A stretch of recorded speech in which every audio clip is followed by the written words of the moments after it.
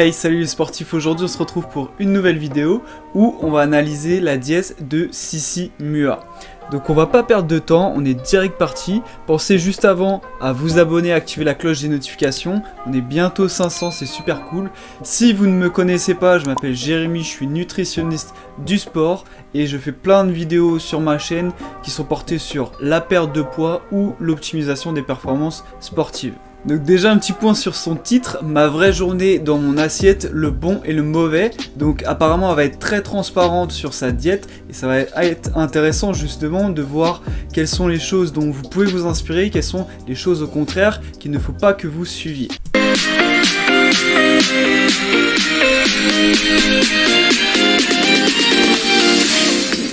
Bon les filles, on se retrouve aujourd'hui pour une nouvelle vidéo sur ma chaîne YouTube. Je viens de me lever il n'y a pas très longtemps et je me suis à peine douchée. Donc vous voyez, j'ai encore les cheveux tout mouillés qui sont en train de sécher dans la serviette. Mais je vous ai attendu pour le petit déjeuner parce qu'aujourd'hui, qu'est-ce que je vous filme? Une nouvelle journée dans mon assiette. C'est une vidéo que vous adorez voir et que je n'ai pas filmée depuis un petit moment. Donc aujourd'hui, c'est une véritable journée dans mon assiette. J'ai pas choisi un jour où je vais particulièrement plus cuisiner que les autres, où je vais manger plus sain ni quoi que ce soit. Aujourd'hui, c'est vraiment une journée lambda.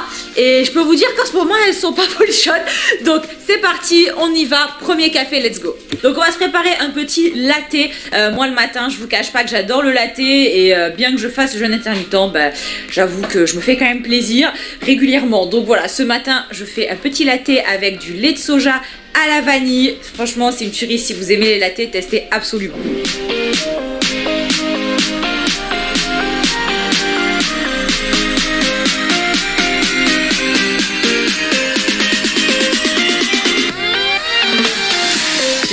Ok, donc son premier apport de calories, son premier entre guillemets repas ou petite collation, ça va être un café avec un petit peu de lait de soja vanille. Alors attention, elle dit bien que habituellement elle fait le jeûne intermittent, mais quelquefois elle s'attribue ce petit plaisir. Si vous faites le jeûne et que vous buvez ce type de boisson où vous avez du lait de soja vanille dedans, que vous avez un apport calorique, vous ne jeûnez plus du coup. Dès que vous avez un apport calorique, ça va détruire le jeûne. Donc là en l'occurrence, cette journée-ci, elle a décidé de ne pas jeûner en apportant un petit peu de calories avec son fameux café latte. Alors très honnêtement, cette petite option du petit déjeuner là, elle est pas ouf ici, mais comme elle le dit, c'est simplement pour se faire plaisir certaines fois. Donc on peut lui pardonner entre guillemets. Ce que je trouve moyen, c'est donc l'apport de calories qui est simplement et de nutriments qui est simplement dû à du lait de soja vanille, qui reste un produit quand même transformé. Et malheureusement, il n'y a rien derrière, très peu de protéines. Ça va être essentiellement un apport de glucides, donc c'est un peu moyen pour entamer sa journée. C'est pas un bon repas de petit déjeuner sur lequel vous pouvez vous inspirer. Ce que je vous recommande, c'est d'avoir une source de protéines avec typiquement un produit laitier.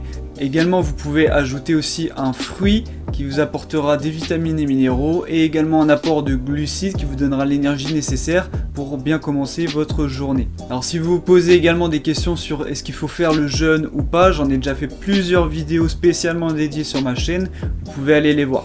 Et en tout cas pour ceux qui le matin ont faim et ont le temps entre guillemets de petit déjeuner, simplement boire un café latte, ça va clairement pas suffire. On va donc préparer le repas du midi. Donc comme vous, on est ultra pressé lors du déjeuner. On n'a pas le temps de passer 4 heures du coup dans la cuisine. Il y en a parmi vous qui mangent d'ailleurs certainement sur le lieu de travail et vous faites peut-être même votre petit Tupperware. Alors d'ailleurs, Tini, grand moment, qu'est-ce qu'on dit? Tupperware ou Tupperware? Parce que je pense que la France est divisée en deux. Alors moi perso je dis Tupperware. Toi tu dis Tupperware, mais ça répète lui. Ça répète. Moi je dis Tupperware, mais je sais qu'il y en a qui disent Tupperware. J'ai jamais compris d'ailleurs. Il n'y a pas de A, hein, enfin, oh, ouais. Non, je. Oh, peut-être que le Tupperware aurait raison alors. Donc à midi on utilise les restes d'une précédente recette. On va se faire une petite tomate avocat. Donc je sais que c'est pas la saison, on en consomme pas très régulièrement d'ailleurs. Franchement en toute sincérité elles sont dégueulasses ces tomates en plein hiver. Donc voilà, là c'est vraiment pour pas gaspiller. Parce que chez Laetitia on ne jette jamais la nourriture. Je déteste ça d'ailleurs. Je ne comprendrai jamais les gens qui jettent la moitié de leur assiette. Bref. Et en plat, donc on va faire vraiment simple. Donc à midi ce sera des émincés céréales bio, donc vegan. Ça s'apparente un petit peu à des émincés de poulet. Vous pouvez du coup le cuisiner très rapidement. Qu'on va faire avec un petit peu de semoule. J'aurais pu prendre du quinoa, mais le quinoa c'est quand même très long à cuire. Alors que la semoule, pour le coup, c'est super rapide et on va cuisiner ça, on va l'aromatiser, vous allez voir.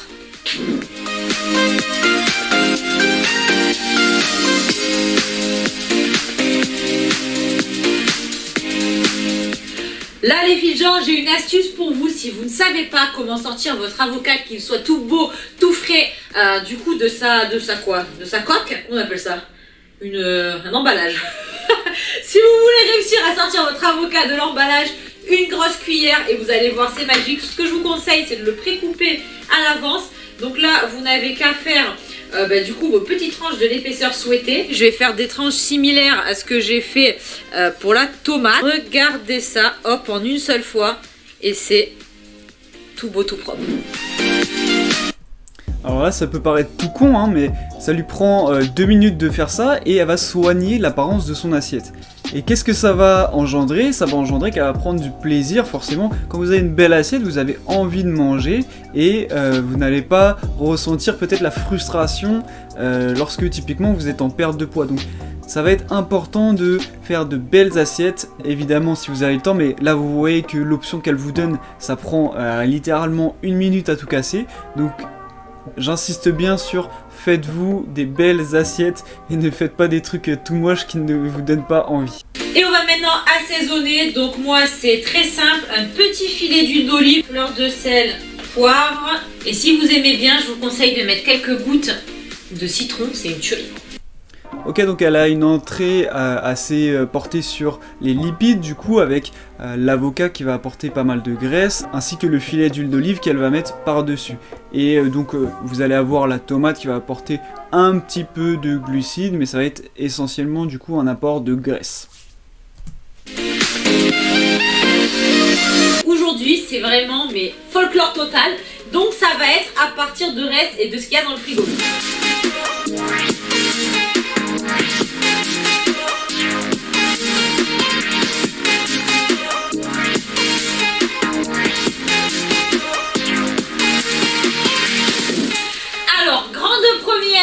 Cuisine de Tata Sissi, le risotto à la semoule.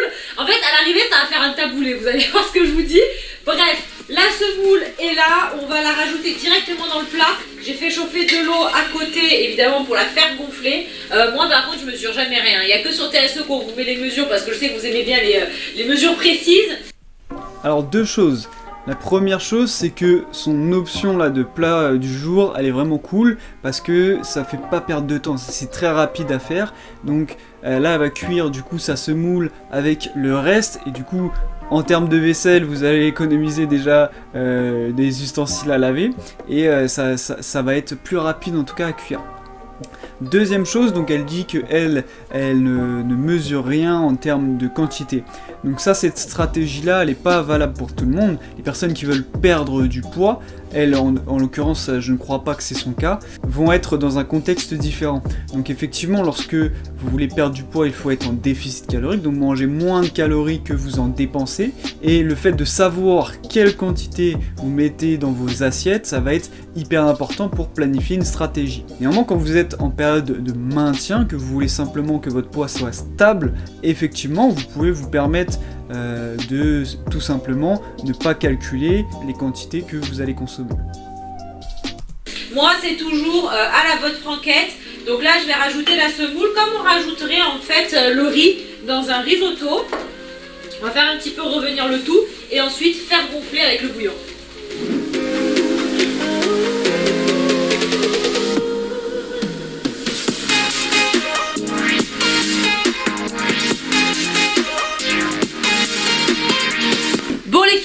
Petite pause cet après-midi, donc on a bien travaillé avec Tino, on a bien avancé et là on mérite vraiment un petit break.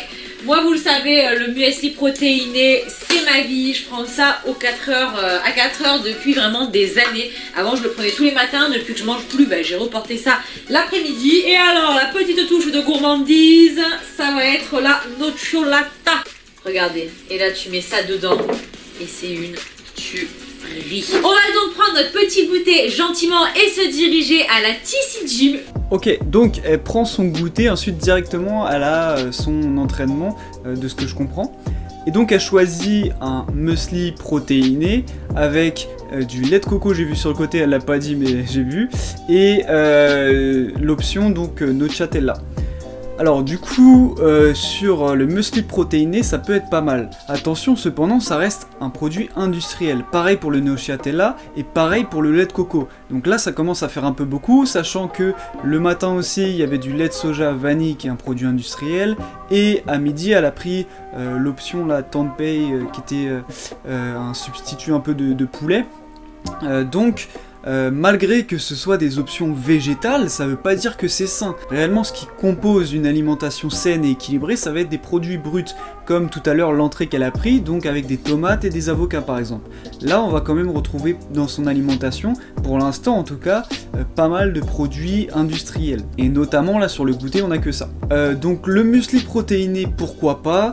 Donc je connais pas exactement la teneur en protéines, c'est bien en tout cas d'en avoir une teneur assez importante avant un entraînement. Je rappelle que pour éviter tout ce qui est troubles digestifs, laissez au moins 1h30 entre votre collation et le début de l'entraînement. Et du coup, en pré-workout, on va favoriser plutôt tout ce qui est glucides et protéines pour être le plus performant possible à l'entraînement.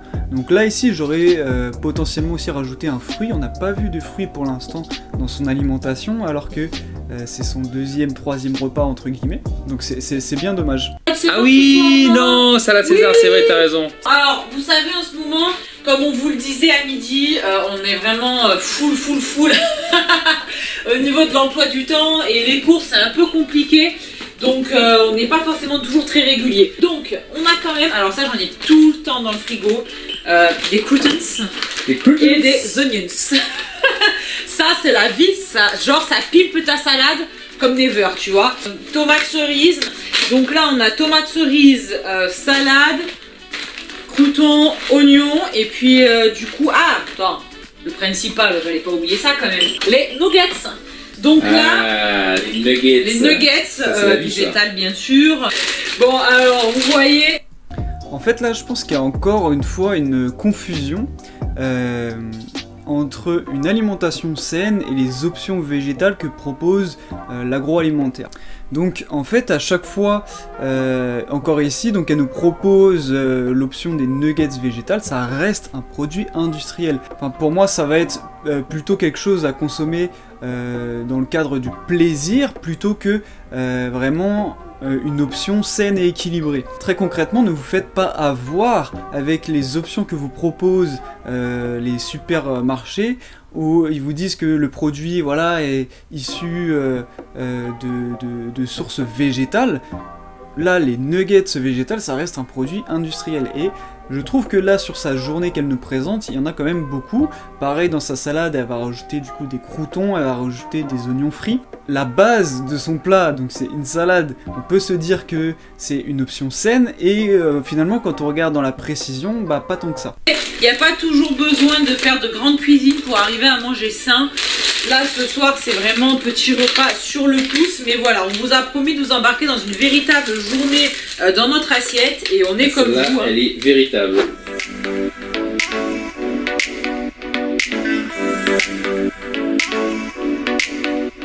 Ok, donc en fait c'est tout. Ensuite sur ce repas là elle va manger que ça, elle nous parle pas de dessert ou quoi, donc je sais pas si elle en a pris. Donc là c'est dommage parce que si j'ai bien compris, ça c'est un repas qui vient après son entraînement. Et donc on a simplement une source de protéines et on va avoir très peu de glucides. Du coup c'est pas la meilleure option si vous voulez optimiser réellement votre récupération. En fait c'est le même principe qu'avant l'entraînement. En récupération on va favoriser l'apport de glucides et de protéines. Donc très clairement vous pouvez manger donc une source de protéines, viande, poisson ou œufs, ou également des produits laitiers, c'est vous qui voyez. Et puis là vraiment j'aurais ajouté du coup une source de féculents, donc des pâtes, du riz, de la semoule ou autre, ou des pommes de terre. En plus de ça j'aurais rajouté également un fruit, encore une fois en dessert, et il y en avait 0 aujourd'hui là sur sa journée, il y avait 0 fruit. Donc ça pour le coup elle a pas trop d'excuses parce que ça nécessite pas de préparation de manger un fruit, donc malgré que sur sa journée, comme elle nous l'a dit, hein, c'est une journée où elle n'a pas eu le temps, etc. L'option du fruit, je pense qu'elle est consommable pour tout le monde, et même quand on n'a pas le temps. Donc si on doit tirer une conclusion générale sur cette journée dans son assiette, je voulais faire le point donc sur la confusion que je trouve qu'il y a un petit peu dans sa vidéo là entre les aliments qui sont issus de sources végétales et l'option saine pour la santé. Très clairement, les options végétales qu'elle nous propose, parfois ça reste des produits industriels, et donc ça ne va pas aller dans le cadre d'une alimentation saine et équilibrée. Par contre, ça va aller dans l'option plaisir. Donc pour le coup, je pense qu'il faut vraiment avoir la règle du 80-20 en tête, c'est-à-dire 80% de l'alimentation saine et équilibrée et 20% plaisir. Et là, typiquement pour moi, ce plat-là avec les nuggets végétales, ça va dans les 20% de l'option plaisir. Et donc voilà, après ça dépend comment elle s'organise, peut-être que sur les autres jours de sa semaine, elle fait beaucoup plus attention à consommer des aliments bruts, avec moins de produits transformés. Mais en tout cas, sur la journée aujourd'hui qu'elle nous présente, il y en a quand même pas mal. Et donc effectivement, à chaque fois, elle a un bon apport en légumes, du coup, avec la salade, les tomates, l'avocat, etc. Néanmoins, par contre, on n'a pas vu du tout de fruits, ça je trouve ça quand même assez fou. Mais en tout cas, voilà, c'est son alimentation, je ne porte pas de jugement dessus, on fait que constater et voir sur quels paramètres vous pouvez vous-même vous inspirer ou pas. Donc la vidéo, je la trouve vraiment intéressante parce que ici, elle nous montre en toute transparence comment elle va manger sur une journée où forcément elle n'a pas le temps de se consacrer essentiellement à cuisiner, etc. Alors je pense quand même qu'il y avait des meilleures options que ce qu'elle nous a présenté. En tout cas c'est ce qui est facile pour elle dans son quotidien à faire, et c'est ce qui lui plaît aussi de manger ce type de repas là. Donc pourquoi pas. Donc voilà, j'espère que la vidéo vous a plu. Si c'est le cas, n'hésitez pas à mettre un pouce bleu et surtout à vous abonner pour ne pas louper les prochaines. Et je vous dis peace.